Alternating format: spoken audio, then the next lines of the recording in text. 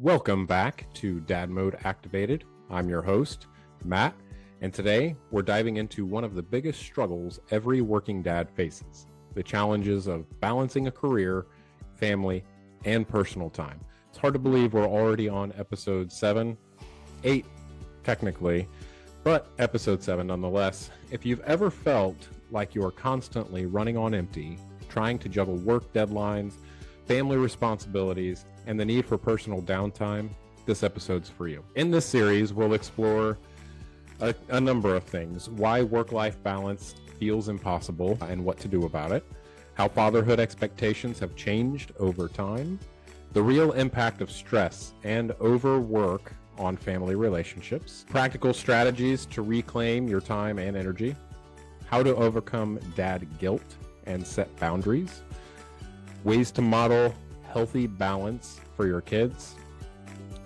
and then why this topic matters. Fatherhood isn't just about providing financially, it's about being emotionally present and engaged. Yet many of us feel torn between the demands of our careers and the need to be involved dads. So before we dive in, take a moment, like, subscribe, and comment. Tell me, what's your biggest challenge as a working dad? So let's start that conversation and support each other. The reality of work-life balance for today's dads, so let's just be honest about it, balance often feels like an illusion. What makes work-life balance so hard? It could be the 24/7 work culture. Technology keeps us connected to work around the clock. There's career pressure. Many jobs demand long hours, leaving little time for family. The fear of missing out, FOMO, as it's more commonly known as, the constant pull between professional growth and personal responsibilities really does create stress. And then unrealistic expectations. Society often pressures dads to be perfect providers and present parents without acknowledging the struggle. So here's a fact for you. According to a 2023 Pew Research study, 63% of fathers say they don't spend enough time with their children due to work obligations. Another study found that working fathers today spend 3 times more time with their kids than fathers did in the 1960s. Yet we still feel like that's just not enough. So here's a case study for you. So John, a senior project manager, found himself constantly exhausted, always answering emails at home, missing important family moments. And then after a 7-year-old son said, "Dad, do you even know my favorite color?" John had a wake-up call. He started setting work boundaries, prioritizing short but meaningful moments with his family. And then within months, he felt less guilt, more connection with his kids, and greater career satisfaction. And the biggest takeaway from that is work-life balance isn't about giving equal time to everything. It's about making intentional choices. So really the action step coming out of this piece is, for this week, track how you spend your time. We've talked in another episode where you map those things out, and I know it's a pain in the rear, but map those things out and see where you're spending your time. Are you investing in what truly matters? So now we're going to talk about the hidden cost of overworking and what it does to your family. So another fact here, studies show that parents who work more than 50 hours per week report higher stress levels, increased health issues, and weaker emotional connections with their children. So there's kind of a ripple effect with overworking. There's physical health risks. Chronic stress leads to high blood pressure, poor sleep, and weight gain. There's emotional detachment. Long work hours can make dads feel distant from their families. Strained marriages or relationships. Work stress often spills into relationships, leading to conflict and disconnection. And then missed milestones. Many dads regret missing important life moments with their kids due to their work demands. So another case study here. So David, a corporate manager, decided to scale back his hours after realizing that his kids barely spoke to him anymore. By making small shifts like blocking family time as a non-negotiable event, he regained that lost connection with his family without hurting his career. So again, the big takeaway, overworking doesn't just impact you, it impacts your family's emotional well-being. So another action step, there's been a lot of those throughout this season already, but identify one area where you can reclaim time for your family. Whether it's leaving work on time or unplugging from emails after 6 p.m. or whenever your work schedule ends. And then another challenge for this week, implement one small change. Whether it's turning off your phone during dinner or taking 15 minutes of uninterrupted time with your kids. These micro adjustments do add up over time. So another question for you guys, what's your biggest struggle with work-life balance? Looking forward to the comments there. So the next segment, we're going to talk about the evolution of fatherhood, then versus now. So fatherhood has changed drastically over the past 50 years even. The traditional role of fathers, we were expected to be the sole providers, focusing on work while mothers handled childcare. Work-life balance wasn't a concern because work and home roles were clearly separated. Studies from the 1960s, again, show that fathers spent less than 30 minutes per day engaging with their children. So let's throw around some facts here. According to research from the National Fatherhood Initiative, fathers in the 1960s primarily saw their role as financial providers, with less than 20% reporting active participation in daily child-rearing tasks. So then we jump into modern fatherhood and a new standard kind of fact here. From Pew Research, it shows that today's fathers spend 3 times more with their children than fathers did in the 1960s. So I talked about that a little bit before, but they still feel like, are we doing enough? So then what's changed? So more households rely on dual incomes, meaning dads now share more parenting duties. So society expects fathers to be both providers and emotionally engaged caregivers. Workplaces are slowly adapting to paternity leave and flexible work schedules. And then another case study. So we've got Jason, a marketing executive, found himself constantly torn between work commitments and family time. After restructuring his schedule and setting non-negotiable family hours, he reported higher job satisfaction and improved family relationships. So again, we talk about the challenges of the modern dad work expectations versus family time. And many dads really do struggle with rigid work schedules that don't accommodate parenting responsibilities. So there's a lot of guilt and pressure that comes with that. Even when spending time with your family, many dads feel guilty about not working more or not being present enough. So you can kind of see that dilemma there. And then the lack of support. So unlike working mothers, fathers are often expected to just figure it out without workplace accommodations or cultural understanding. So another fact here, a 2022 study from the American Psychological Association found that 74% of working fathers experience stress related to balancing work and family life. 74%. I feel like that number should be higher, but they're the psychologists, so we'll go with it. So, let's kind of talk about what modern dads need, and that's really support from employers, flexible schedules, remote work options, if that's a thing, and paternity leave. A lot of places are starting to make that pivot now, but not all. There's some emotional awareness, so recognizing the importance of mental health and self-care, and then the community and conversations.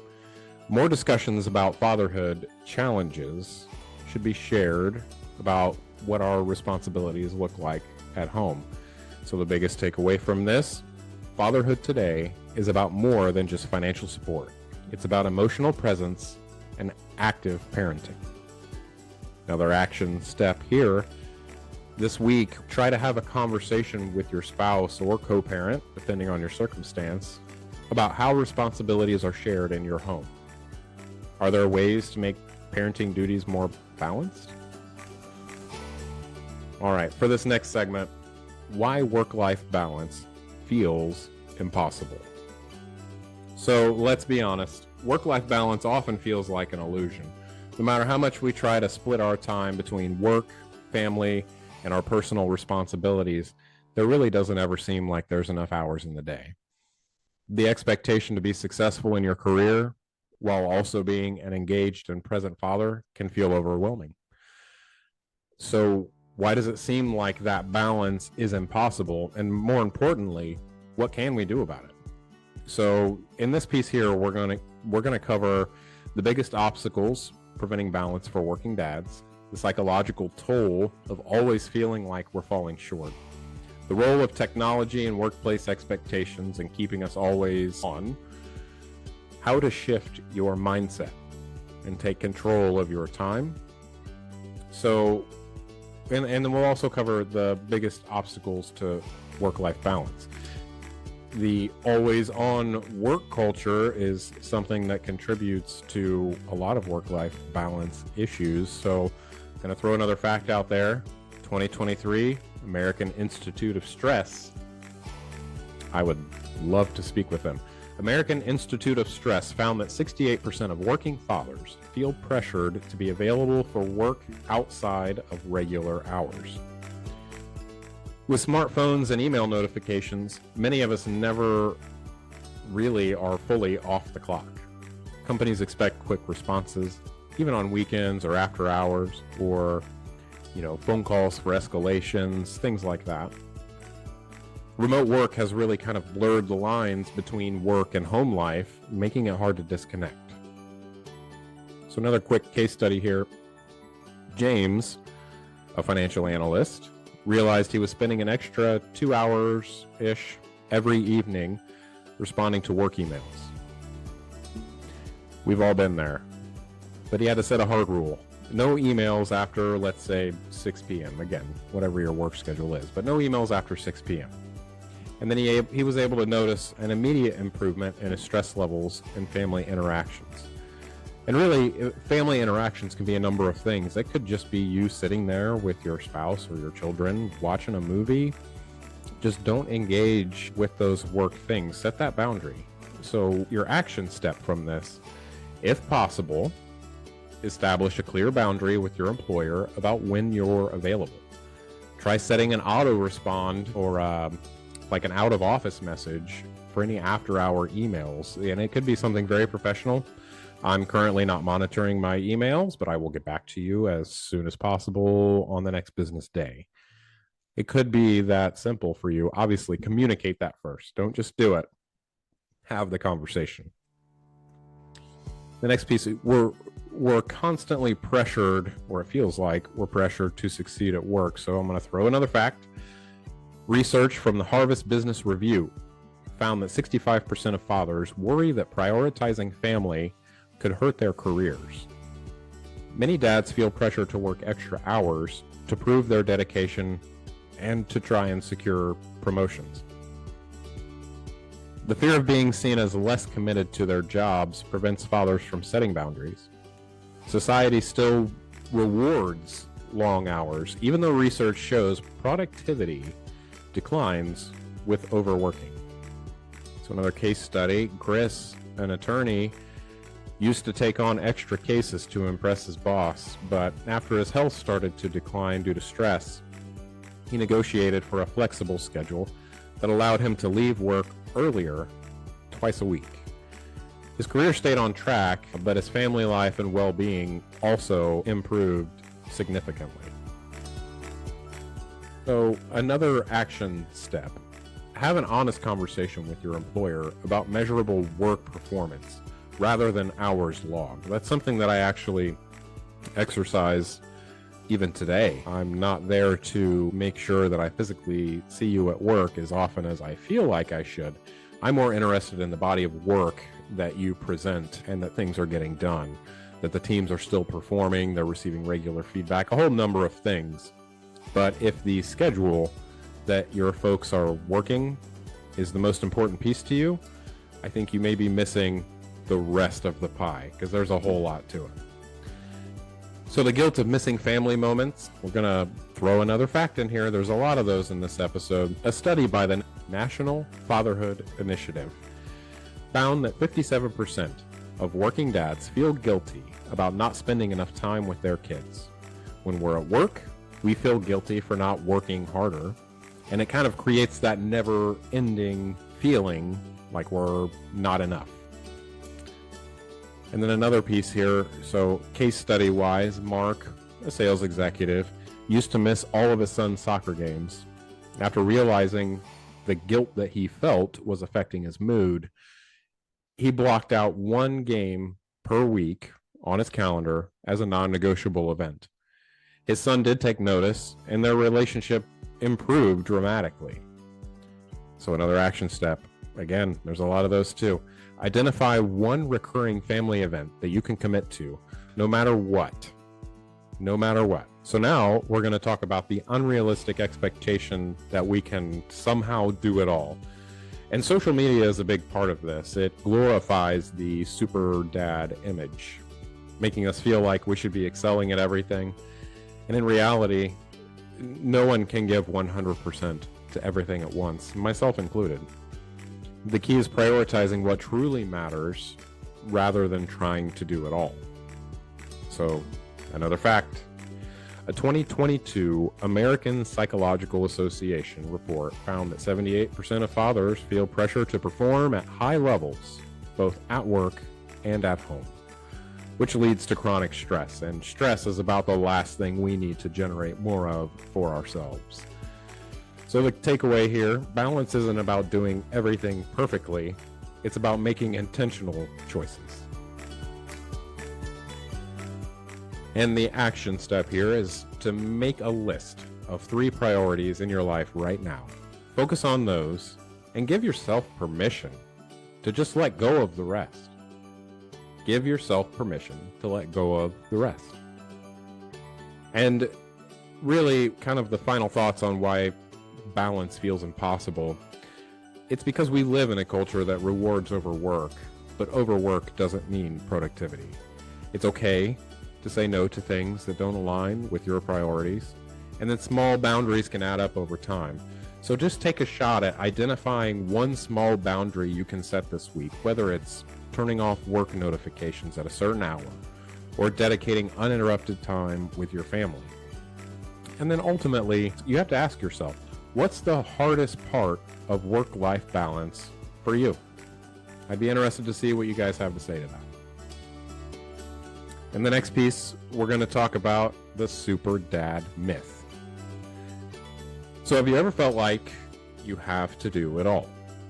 Work long hours, be a hands-on father, support your spouse, stay in shape, keep up with your personal hobbies, somehow still find time to sleep? If that sounds familiar, you're not alone. There's really an unspoken expectation that modern dads should excel in every aspect of life, and it's honestly exhausting. Extremely exhausting, actually. So there's these impossible expectations placed on working fathers, right? And we can break it down in a number of different ways, but we can talk about how trying to be a super dad leads to burnout. We talked about that in a prior episode. The real consequences of spreading yourself too thin. You are going to miss something. And if you didn't sit and make your list, not the Santa Claus list, check it twice. Maybe you should. But you will miss something if you start spreading yourself too thin. And then how to redefine success in a way that serves your family. So the burden of being super dad, right? But here's another fact about it. A 2023 report talks from the American Psychological Association. Again, 78% of fathers feel overwhelmed by the pressure to be a high achiever at work and highly engaged parent at home. We're told to be providers, but also nurturers. We need to be successful in our careers, but 100% available for our kids. We should have personal growth and hobbies, but also be fully present at home. We must be emotionally supportive partners, but also strong and resilient.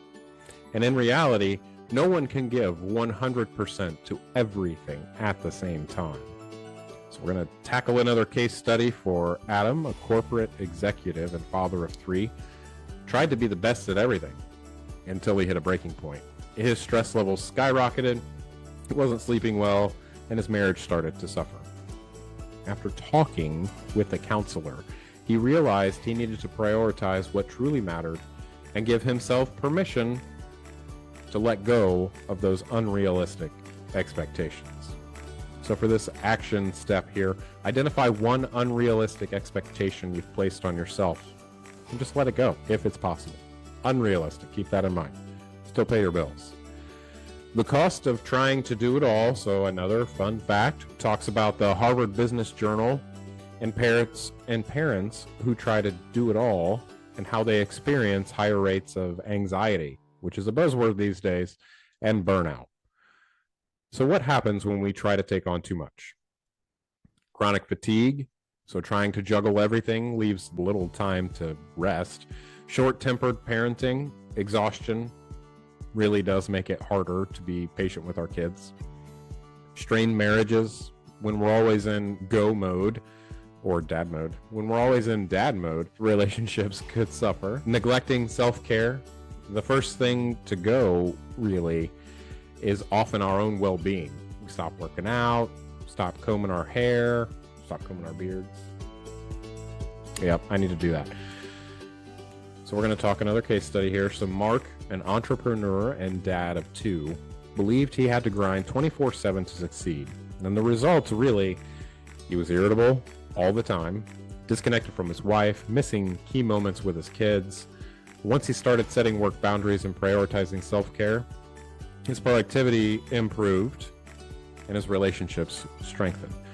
So look at your daily schedule. What's one thing you can delegate, eliminate, or reduce to free up time for what truly matters?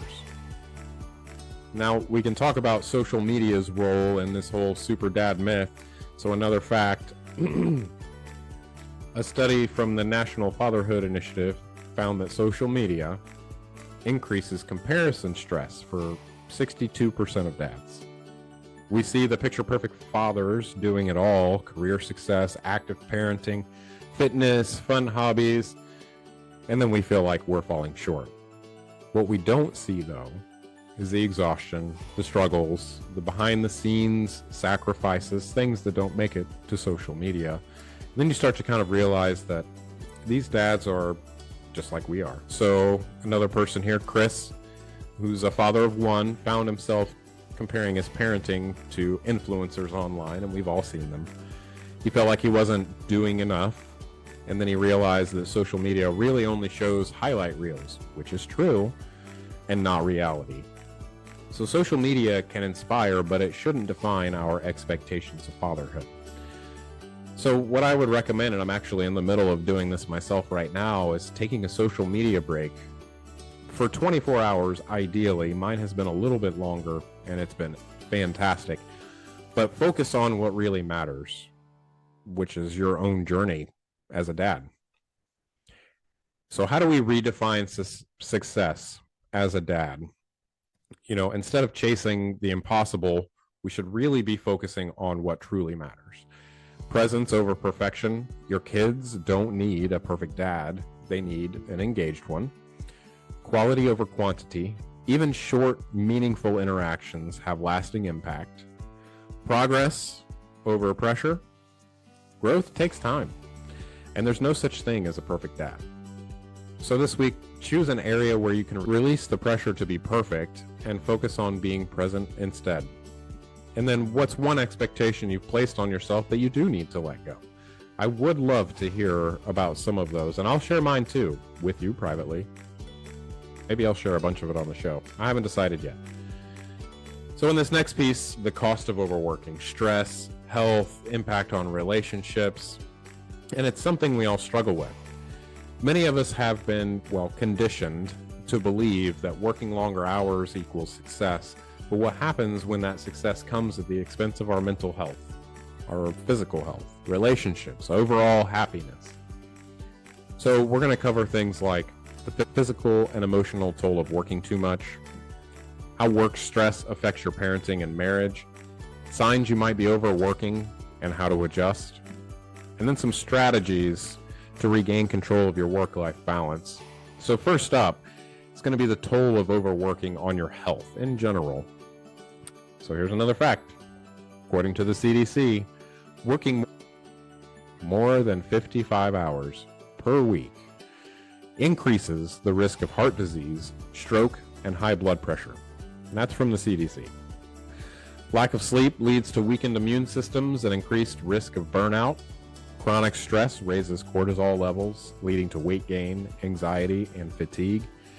And then poor work-life balance often results in neglecting exercise, healthy eating, and self-care in general. So for this action step, just take an honest look at your weekly hours. If they consistently exceed 50 hours, consider setting a hard stop time each day. So now we're going to talk about how overworking affects your family. And studies have shown that kids with overworked parents report feeling emotionally disconnected from them, even when they're physically present. Kids crave emotional availability, not just financial security. Spouses often feel neglected when work takes priority. That's just a fact.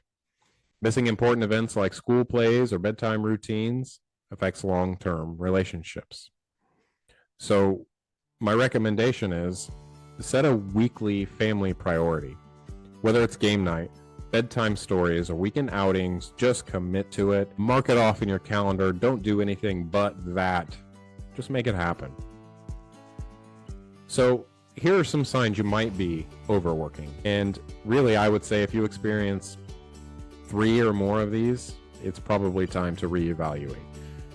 Constant exhaustion, even after you go to sleep and you wake up.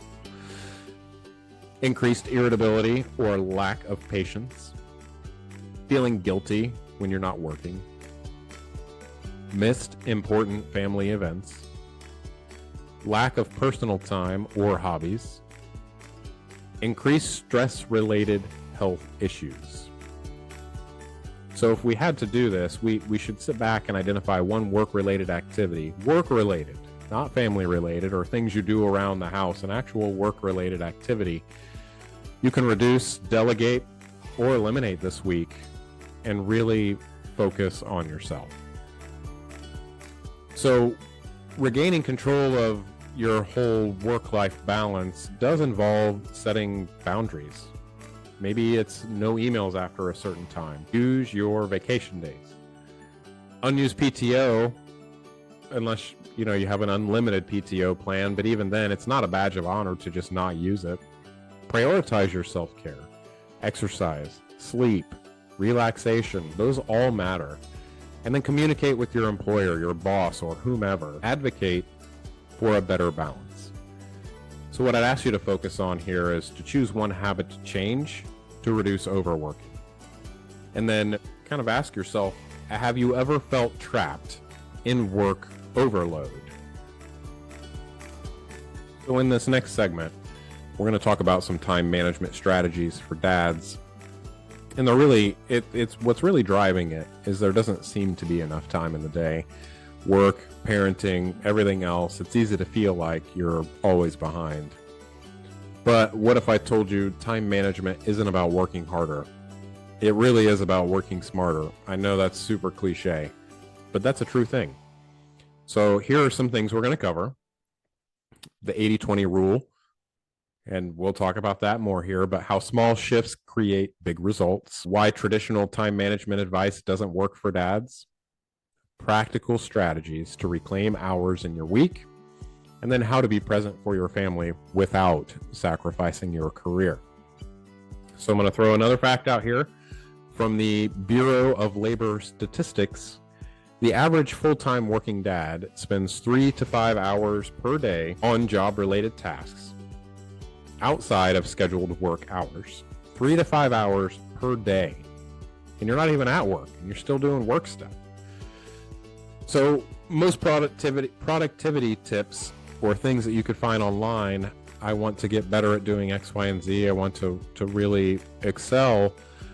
None of those tips focus on family responsibilities. Not that I found. They're very few and far between.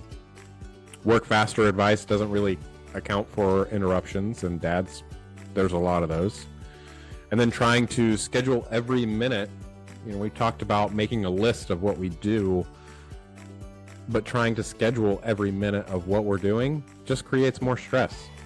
So instead of time management, focus on energy management, prioritizing tasks when you have the most energy, and reserve low energy times for simple activities. For example, I love waking up early, and I am my most productive early in the morning.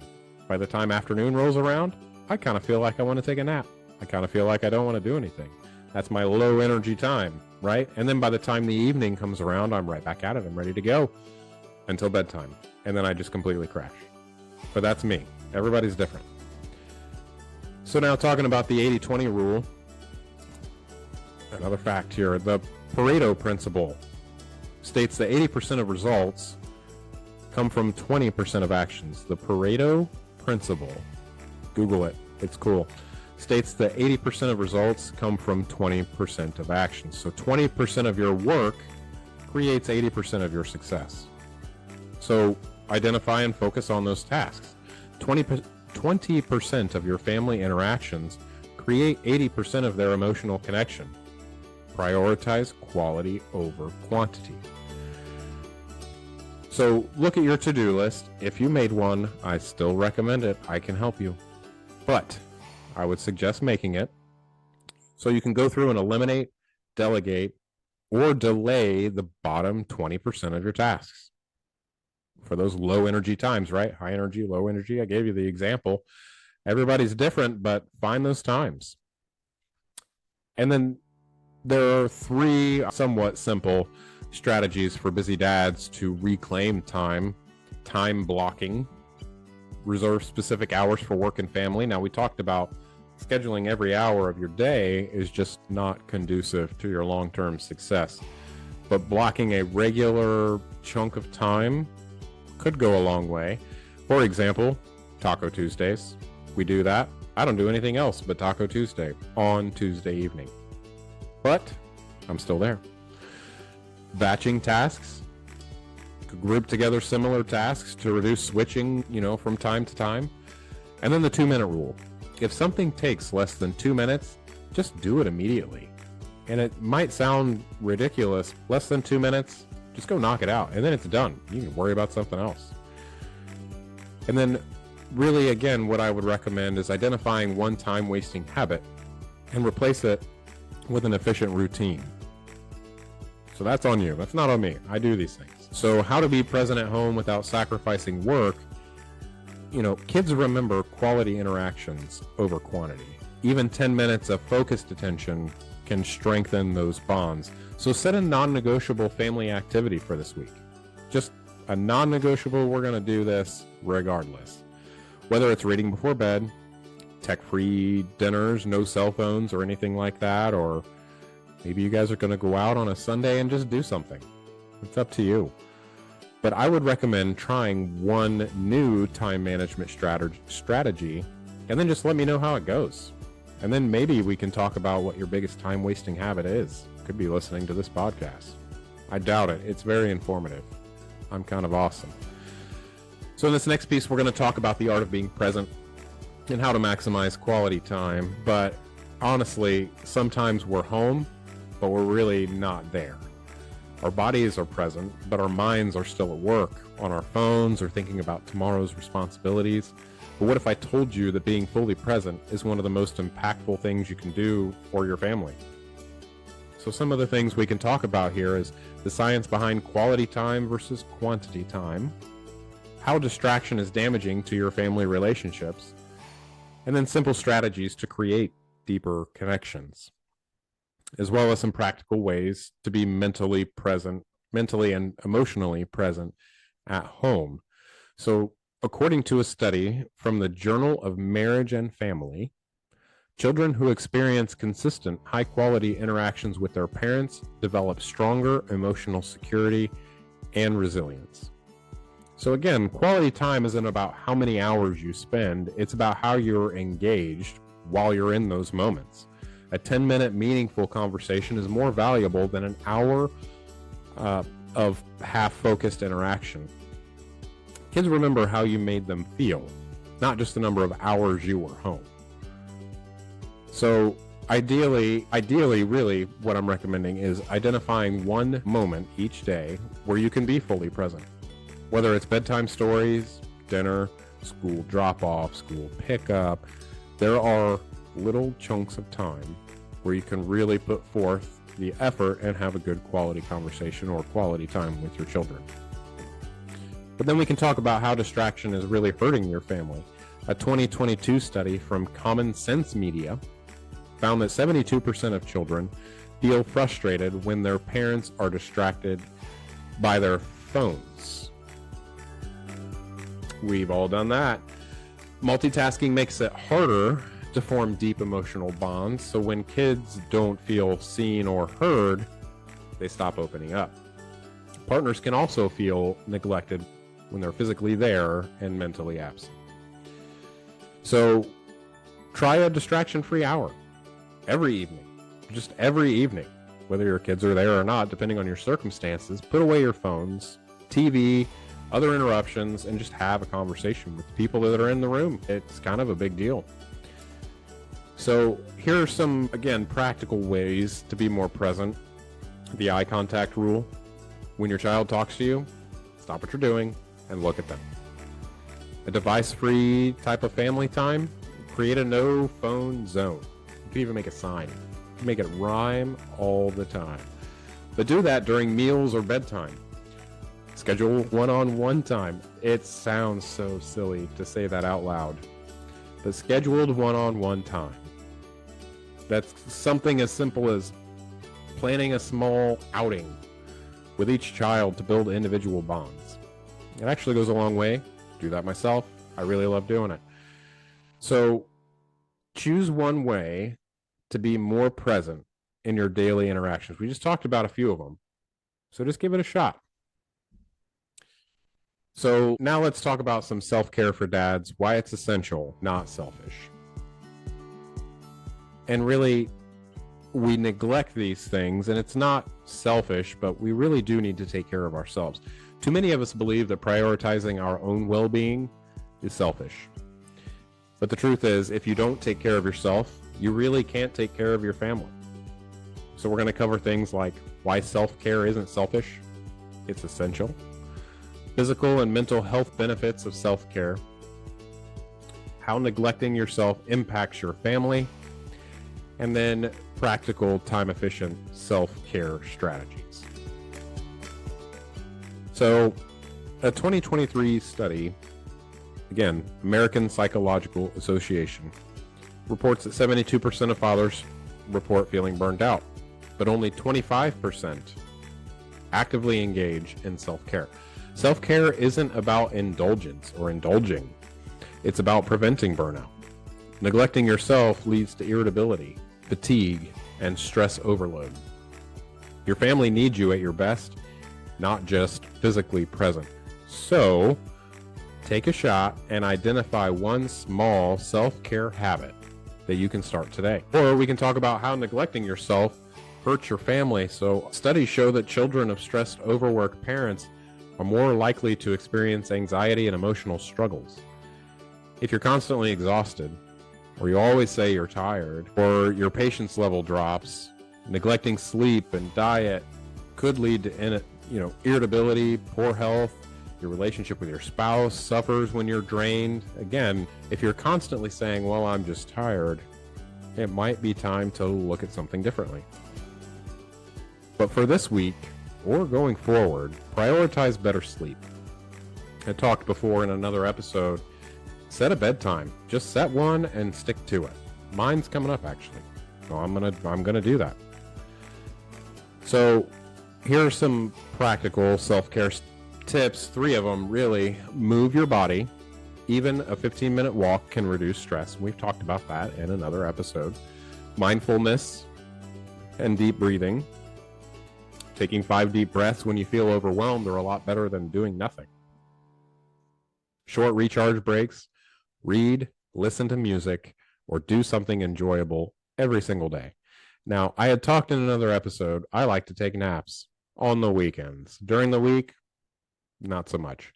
But I do some of these other things here. 15-minute walk, deep breaths, when I'm feeling overwhelmed, taking those short recharge breaks. All of those things are important and will really help you in the long run and the short term. So pick one self-care habit and schedule it into your week. If it's not on this list, that's okay. Just pick one and then go do it. I'm not going to judge you. I don't even know who you are. Next, we're going to talk about how to overcome dad guilt and set boundaries. And really, this is something that eats away at a lot of us, is that dad guilt. And you really do know the feeling. I know you do. But when you're at work, you feel guilty for not being with your family. When you're with your family, you feel guilty for not working harder. It's a never-ending cycle that leaves us drained, stressed, and feeling like we're constantly falling short. So a couple of things we're going to cover here: why dad guilt is so common and where it comes from, how unrealistic expectations fuel guilt and stress, how to set healthy boundaries without feeling selfish, and then strategies to silence guilt and be more confident in your role.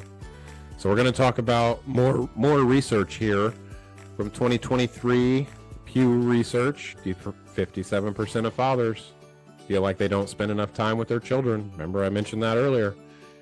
Despite spending 3 times more time with their kids than fathers in the 60s. Remember when I talked about that earlier? Hopefully it's all kind of making sense, because society tells us we need to excel at everything. Career, fatherhood, marriage, fitness, all kinds of stuff. The always-on work culture makes us feel guilty for not doing enough at home. And then we try to compare ourselves to the unrealistic portrayals or depictions of fathers on social media, or fatherhood on social media. So again, write down your top 3 priorities as a father. Focus on what truly matters instead of feeling guilty about what doesn't. Just write them down, like top 3 things, and don't lie to yourself. It's just not worth it. Nobody's watching. We're not going to judge your list. But your top 3 things as a father, top 3 priorities. Just try it. So again, we talked about a study from the American Psychological Association where 74% of fathers experience stress from trying to do it all, trying to meet unrealistic standards, things like that. That can lead to burnout. Guilt is often fueled by things we think we should do, rather than focusing on what's realistic and meaningful. Comparing yourself to other dads, especially on social media, the highlight reels, only amplifies guilt. So take a look and identify one should expectation that isn't realistic and just let it go. And I'm sure you know what I'm talking about. I want to throw some examples out, but I'm not trying to get in trouble. Anyway, setting boundaries without feeling selfish. So research shows that fathers who set clear boundaries between work and family time report higher job satisfaction and stronger family relationships. Saying no to unnecessary obligations makes room for what really matters. Work-life balance isn't about equal time, but about intentional time. So communicating those expectations with your boss, your spouse, your kids, it'll help reduce conflict. So choose one work boundary. Set it this week. Talk to your boss. Talk to your work. Stick with it. Just give it a shot. So now we're going to tackle a tough one: building a strong relationship with your spouse while juggling responsibilities. While fatherhood is demanding, we can't forget one of the most important relationships in your life is your spouse. If you have one, circumstances are different for everybody, I'm just saying. But when work, parenting, and stress take over, marriages and partnerships often get put on the back burner. But the truth is, a strong relationship with your spouse makes you a better father. So a couple of things we're going to cover: why relationships suffer when fatherhood and careers take priority, how to stay connected even with a busy schedule, small daily habits that strengthen relationships, and then how to communicate needs and expectations effectively. So why do relationships suffer when parenting takes over? And studies have shown that 67% of couples experiencing a decline in relationship satisfaction after having children, because the parenting shifts the focus from an us to them, leading to kind of an emotional distance. Stress and fatigue make communication breakdowns more frequent. Many dads prioritize work and kids, but forget to nurture their marriage. So schedule one intentional conversation with your spouse, if you have one, this week. No kids, no distraction, and just kind of see what happens. Or we can talk about, how to stay connected despite a busy schedule, because research from the Gottman Institute shows that small daily interactions, like texting your spouse during the day, build long-term relationship satisfaction. Daily check-ins, even if it's a 5-minute chat, keep the bond strong. Shared experiences like cooking together or watching a show reinforce connection. Expressing appreciation regularly builds goodwill and prevents resentment. So pick one small daily habit to stay connected with your spouse. Just try it. Just pick one. I'm not going to pick it for you. I can if you message me, but I don't know if you want me to do that. But couples who practice active listening techniques do often report higher marital satisfaction. So you want to stay away from things like the fix-it mode. I'm going to fix it all. Sometimes your spouse just needs you to listen. Understand I statements instead of blame. I feel overwhelmed versus you never help. Those are two different things. Schedule relationship check-ins to discuss stress, parenting, and goals. Personally, I don't do this one, but I feel like I need to. I feel like I'm going to try it just to see what happens. So I can have that 10-minute check-in conversation this week, maybe, about how we're both feeling. You should try it too. Implement one small habit this week to try and strengthen your relationship. And now we're going to bounce on over to teaching kids resilience by modeling behavior. So one of the greatest gifts we can give children is the ability to handle life's challenges with confidence.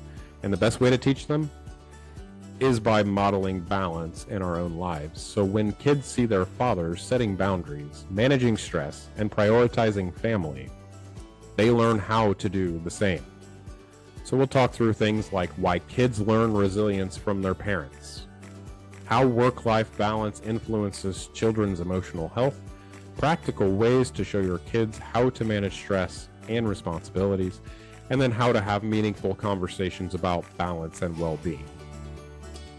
So studies show that children of parents who model work-life balance are more likely to develop healthy stress management skills.